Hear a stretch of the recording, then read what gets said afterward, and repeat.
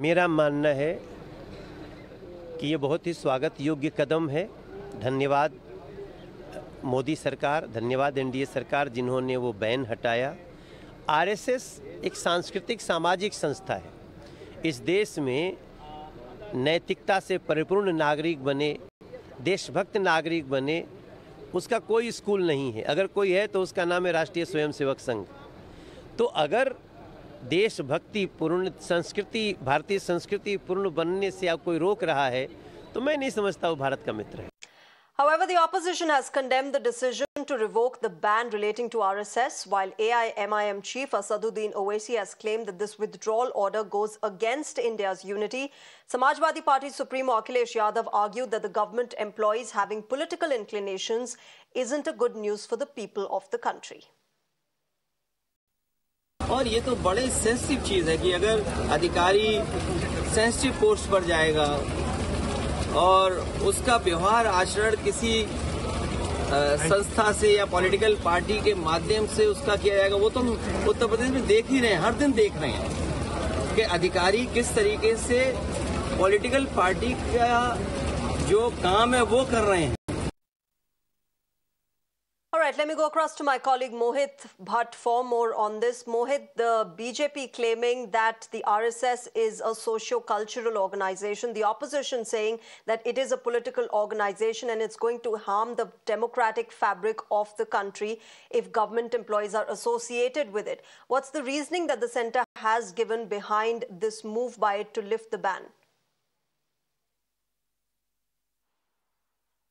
Well, you see, this order is dated in November 1966 when then Congress government came up with an order which basically stated that the government officials cannot take part in RSS shakhas or the functions which are being organized by the RSS. Now, this particular order was continuing since then, and it's been decades that this order was not revoked. Now, on 9th of July, the government, the current dispensation came out with a notification which stated that that order of November 1966 is withdrawn.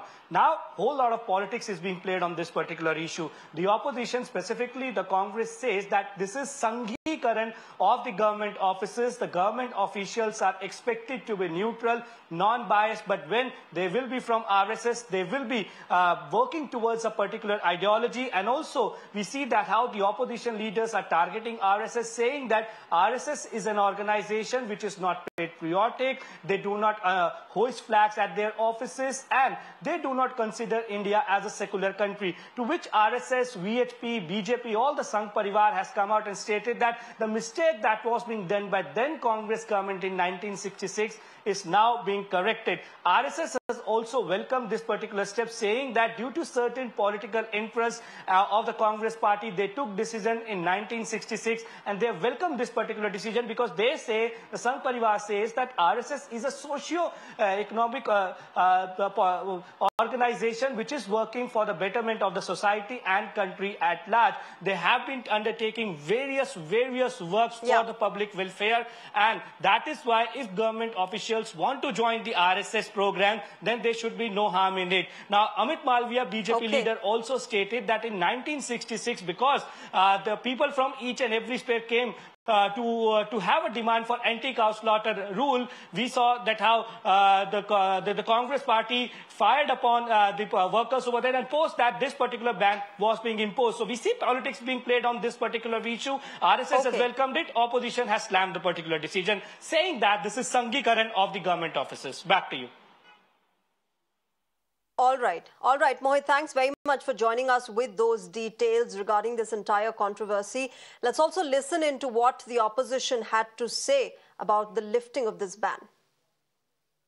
RSS key activities पे now the government officials can participate. It's a government order and it says that you can participate now, that all order where banning government officials from RSS activities has been withdrawn.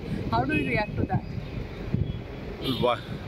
See, an organization which a condition was laid to lift their ban, that they should accept India's constitution, they should accept India's national flag, and after they had fulfilled all those conditions and they had given a written constitution, then the ban was lifted on RSS. Now in government services, this ban has been continuing. Now, in my opinion, it is a wrong decision. Any uniformed organization, whether they are cultural or non-cultural, should not be permitted for the government servants. And the important point one must realize is that one must read the oath of RSS. When one becomes a member of RSS, first it was in Marathi, then they changed to Sanskrit. Does it talks about inclusive India? No. Does it talks about pluralism? Do they accept pluralism, diversity? No. Now having allowing government servants to participate in RSS activities is not at all good for our India's pluralism, diversity.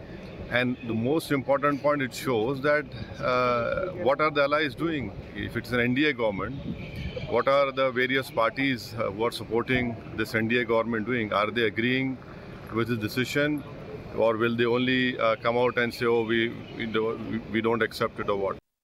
It's a very serious issue. It calls into questions the neutrality of the bureaucracy. The bureaucracy must be neutral. The bureaucracy can't have affiliations outside. And the government must explain how they rescinded this ban. And the RSS is nothing but a political organization.